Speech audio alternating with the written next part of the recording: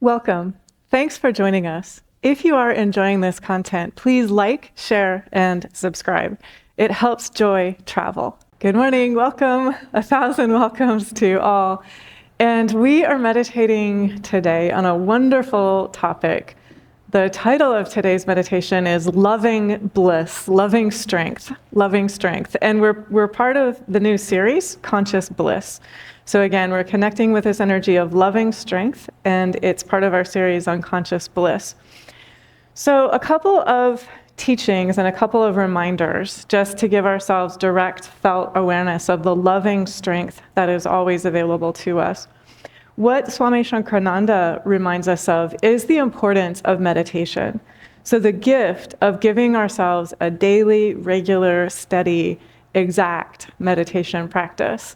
And traditionally, the way that meditation is shared here, it's taught individually. So for anyone who is interested in individual instruction, you are warmly welcome to make an appointment. You would just email Swami at Awake Yoga Meditation for that. And I'm also happy to share general tips and general teachings about meditation as well. Swami Nityananda reminds us, meditation unfolds in us the strength to remain calm in situations that formerly would have upset us. And so I'm just going to allow us to pause and check in. And as we check in, we're looking for open-hearted, courageous, cheerful, good-humored honesty with ourselves. Lahiri says that there is no forward movement on the spiritual path without spiritual honesty, without inner purity. So we're asking to purify ourselves. And we're asking, have I been steady in my meditation practice? That's one of the questions. If not, may I choose to rededicate myself to that steady, daily, regular, exact meditation practice. As I do, I give myself the gift of this strength. I give myself the gift of this ability to remain calm in situations that formerly would have upset us. And again, just checking in with no self-judgment, but clarity and cheerfulness. How have I been doing in terms of that inner strength? This is talking about inner strength, but it's also that inner strength, when we have access to the inner strength, gives us access to physical strength as well. So for each physical vehicle, you are infinite light here in the form of a physical vehicle. Each physical vehicle has its own energy patterns.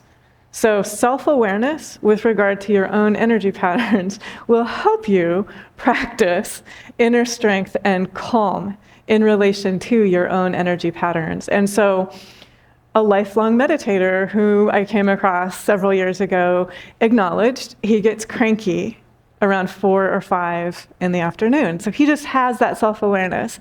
And when I say lifelong meditator, Dalai Lama. So he just knows that's his energy pattern. That's the energy pattern of his physical vehicle. And so to have that self-awareness then helps him be prepared, helps him be ready. So if he recognizes, okay, this physical vehicle is getting tired, it's getting to that point where I have less margin and I would be cranky if I allowed myself to be cranky, then you can do whatever you need to do. So you can take a breath, if that's what's available to you in that morning, in that moment. You can bring the energy of open-hearted strength and unconditional love into that moment. You can acknowledge, like if you're interacting with family members and you have an open, honest communication with your family members, I'm at my tired, cranky point. I'm not my best self. And you're not saying that to excuse anything, just to sort of acknowledge, I'm taking responsibility for my energy. This is the awareness that I have. I'm doing my best. And I'm in my tired, cranky moment right now. And then that can help you and help your team. Like you're always part of a team. Please remember this. Even if you live alone, you are always part of a team of connection, a team of resources, a team of energy, a team of renewal is always available to you. It might be that you need to lie down for 5 minutes and be quiet. It might mean that you need a drink of water. It might mean that sitting in meditation for 5 minutes would reconnect you with that quiet, calm, clear inner strength. And so practice self-awareness. And practice the ability to connect with that inner strength and also have awareness Padma shared an amazing metaphor. She had to pump that water pump 40 times in order to get the clear, fresh, pure water. Her arm would get tired at 25 pumps. So my arm's tired, and I've still got 15 more pumps to go. So just to have that awareness and to have the ability to keep going, that the energy of unconditional love can do this through me, even if my arm physically feels tired, even if my physical vehicle feels a little bit cranky and a little bit tired right now. And then as you extend that understanding to yourself, that will make it easier to share understanding with other humans. So if you have awareness of your own energy patterns and you realize there's nothing wrong with me, I'm just in a vehicle, and these are some of my energy patterns, that can allow you to be kind and wise and understanding and courageous and filled with good humor and patience in relation to other humans in whatever way their energy patterns are presenting. And so again, meditation unfolds in us the strength to remain calm in situations that formerly would have upset us. So just check in. How have I been doing with that?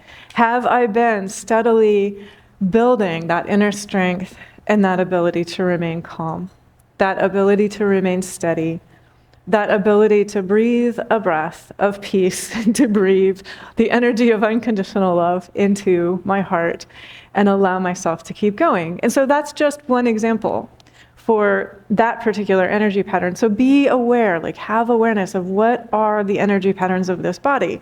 Some people, if they get hungry, get really cranky. So if that's you, carry your little snack pack in your back pocket so that you have your snack pack available, and then you don't need to inflict crankiness on any other humans. So have your sense of humor and also your tools. So every one of us has amazing resources, amazing ways to reset our connection with unconditional love and then bring that unconditional love to ourselves and then to everyone else whom we encounter as well. What Swami Nityananda goes on to say is, if agitation arises, let it subside. So if you notice agitation is present, let it subside. You don't have to speak in the midst of your own agitation. So I think all humans have probably practiced speaking in the midst of agitation. How has it gone? It's less fun, right? If you're speaking in the midst of your agitation, and I see people nodding and smiling and making those rueful human expressions of self-awareness and self-recognition. And so let the agitation subside, and then allow that energy of peace to be what speaks through you. And so let the agitation subside. Let it be that that energy of calm is what makes decisions through you and what makes choices through you. So if you're a human and you have a conversation to have, or you have whatever it is that you're working on or preparing for or drafting or communicating, be in that energy of peace. Be in that energy of calm. Be in that energy of steadiness, and then craft the communication. Express whatever it is that you're expressing. And so these are just wonderful gifts to give ourselves.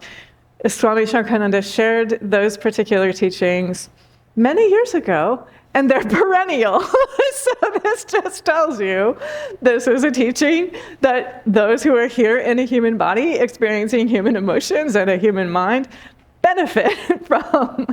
And so just to give yourself the gift of these are eternal truths, they're timeless, and then for each of us the invitation is, how am I living this in daily life? How am I giving myself the gift of filling myself with peace?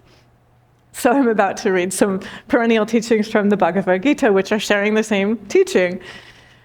This is from chapter 6 in the Bhagavad Gita.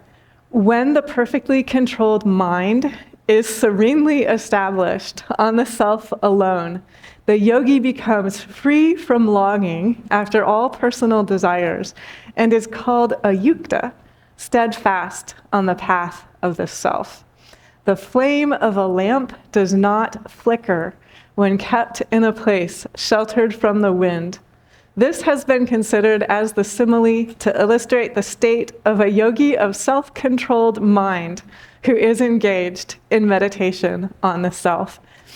So honestly, there are so many elements of truth in these two verses. We could meditate on this for the rest of the year. So these are just a few initial entry points. One is the Bhagavad Gita as well, is speaking very directly about the importance of meditation. And meditation brings a serene mind.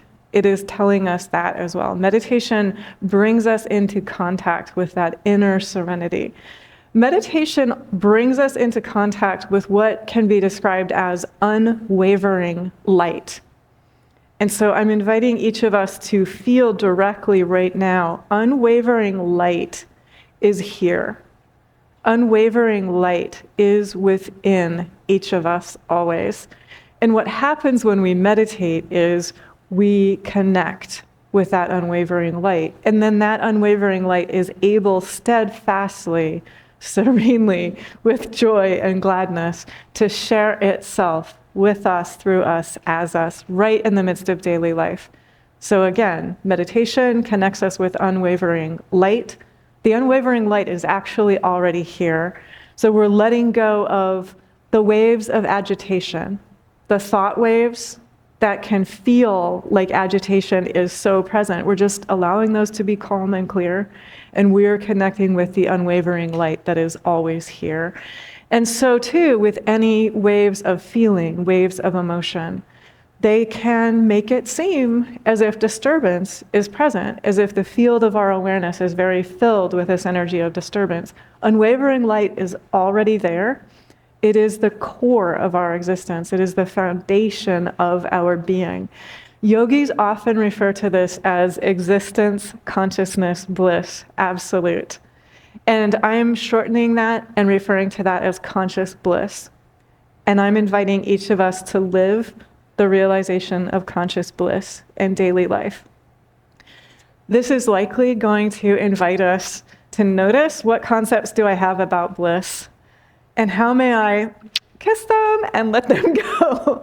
Because what I'm inviting us to notice is existence, consciousness, bliss. Conscious bliss is always here.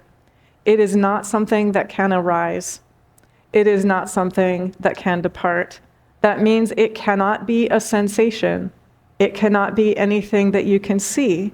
It cannot be anything that you can taste or smell or touch or hear. It is with you always. It is that unwavering light that allows you to be here and allows you to be aware that you are here. So it is that light that loves through you, that sees through you, that is here when you are awake, that is here when you are dreaming, that is here when you are in deep, dreamless sleep. That is conscious bliss, and it's already here. It's been here all along. And so when we meditate, we become aware of that. And what this means as well, this passage from the Gita says, we let go of what it refers to as longing after personal desires. So personal desires can only be there if separateness is there. Conscious bliss is connectedness always. So we're allowing ourselves to be conscious bliss always. This immediately connects with an insight shared from Ramana. So Ramana said that the central teaching of Jesus was the crucifixion of the ego. So I'm going to let us notice what that means. That means just let separateness go. And when separateness goes, what remains is conscious bliss. I will also invite us to notice that this does not mean from a human perspective that the human self always gets the human self's way. Because Jesus demonstrated that as well. Jesus demonstrated when he was in the garden, it's possible for the human self to feel alone. When he's in the garden, his sweat falls like drops of blood and he feels alone. And then he shows us the pathway forward. He's immediately reconnecting. He's immediately saying, but not my will, thy will be done. And then he's immediately reconnected with the wholeness, which supports him in going through even that which he does not want to go through, which is immediately before him. That's the letting go of separateness. So it means that conscious bliss is here. That energy of unwavering light is here, even if you are feeling alone. It is here, even if you are feeling like you have a lot to carry. It is here, even if you feel like you have to go through something that you humanly would choose or prefer not to go through. It is that unwavering light that is at the bottom of everything. It is the core of existence. It is the foundation of your being. It is that unconditional love that can never leave you and can never let you go. And when we are in contact with that, we are in contact with the source of all connection. The source of all connection is what allows Jesus to be on the cross and forgive everyone. He says, forgive them. They know not what they do. He looks to his left, he looks to his right, and he sees his family in the face of convicted criminals who are facing state execution. He looks at them and he sees love. And he sees inclusion, and he sees welcome, and he sees connection, and he sees respect. And this, according to Ramana, is the teaching of Jesus that each of us is invited to live. That even if we experience that moment of feeling isolated or alone or separate or lonely or disconnected, breathe through it, keep going. Breathe yourself back into that energy of reconnection. The source of connection is here. The source of connection is with me and within me. Even if I find myself for a moment in the garden, feeling like my sweat is falling like drops of blood, feeling as if I am facing something very painful that I would humanly prefer not to go through. When we are in that energy of connection, we are at home. That's what Jesus demonstrated when he was on the cross. He was at home, even there. He was at home, even in the midst of great suffering. He was at home, even when his physical body was feeling pain. And so when we have that ability to be at home with ourselves, within ourselves, we'll be able to be at home everywhere. And we'll be able to be at home in relation to anything that we are observing that another is feeling or going through or experiencing. I have a sweet story that I came across this week that makes visible this same teaching, and it's a contemporary story. It was just shared online in the form of a written post, and I couldn't tell even the name of the writer. I couldn't tell who was writing this, but this person had asked their dad, "Dad, was there ever a time that I made you cry? Because I don't remember ever making you cry." And the dad replied, "There was one time. You were 3, and I put in front of you 3 items. I put in front of you a pencil, I put in front of you a toy, and I put in front of you money. And in some cultures, the item that the 3-year-old crawls toward is supposed to give you some kind of indication of their character or what they're going to be attracted to in life. So again, the dad places a pencil, which represents like knowledge, wisdom, learning, understanding, education, a toy, play, and I suppose both positively and potentially going overboard with that, and then money, which probably pretty clearly just represents money. And so this particular 3-year-old very carefully studied all 3 items for a very long time, just looked at all 3 items. And then this 3-year-old crawled past all 3 items into the arms of their dad. And the dad burst out crying. He said, "I didn't realize I could be a choice." And this is what each of us is invited to do. So say, we're not wrong if we would like learning. We're not wrong if we would like fun. We're not wrong if we would like financial steadiness. Go to the source of that. This is the teaching of Jesus. Seek first the kingdom of heaven. Everything else gets added to you. So the source of what you are seeking, it's here within you. Whatever it is that you have been feeling, that you have been seeking, it's within you. And that story about the child going directly to the arms of love is a perfect example of that. So each of us is invited to go directly to the arms of pure love, knowing that the source of connection and the source of pure love is right here. It is within each of us. And we can never be disconnected from that source of pure love. We can never be separate from that source of connection. I also just want to acknowledge that this seems to be, I'm calling on feedback that I've been given, not from meditation community people. This seems to be a really aching theme in a lot of hearts and a lot of experiences right now. A feeling of isolation, a feeling of loneliness, a feeling of disconnection. And I just want to name and acknowledge this. I became aware of this a few months ago. The person who named it, you look at the person from the outside, they have everything. They have a gorgeous spouse who adores them. They have 2 amazing kids. They have a great job. They have professional success. They have leadership. They're surrounded by humans always. They live in a beautiful home. They have health. They feel alone. And so that also tells you none of those things are going to make you feel connected. What's going to help you feel connected is turning and facing the source of connection within yourself, breathing the full beam of your attention into your own heart.